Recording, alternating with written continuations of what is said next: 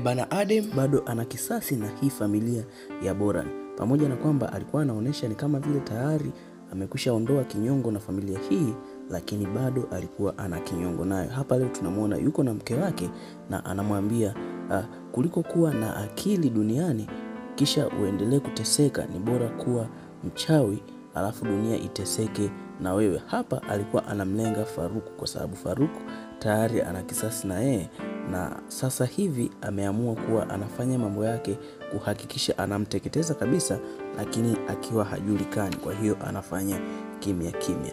Huku upande wa Akif tunaona anafuatiliwa sana na Senem pamoja na Surya pamoja na Dilara, na jambo hilo limetokea baada ya anti kufika nyumbani siku iliyopita na kumkuta Akif akiongea na simu na yule ambaye alikuwa mpenzi wa Faruk kipindi cha nyuma, na akawa ameondoka. Sasa kutokana na kile ambacho kilikuwa kimetokea, binti huyo alienda katika familia ya Boran na alifika akaongea masuala ya biashara.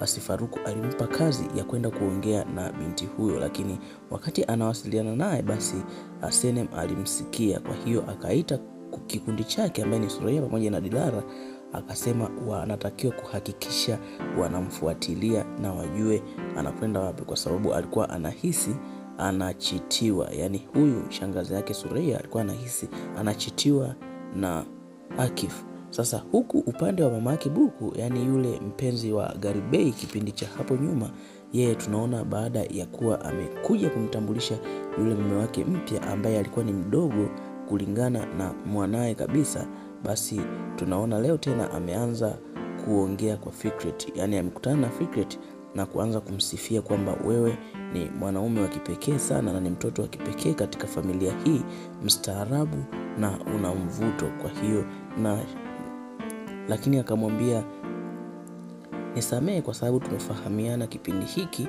kipindi cha matatizo. Sasa bibi huyu sijui tayari amekwisha kuanza kumpenda Fikret au nini, mimi na wewe hatujui. Tuendelee kufuatilia tamthilia hii, kila kitu kitajulikana.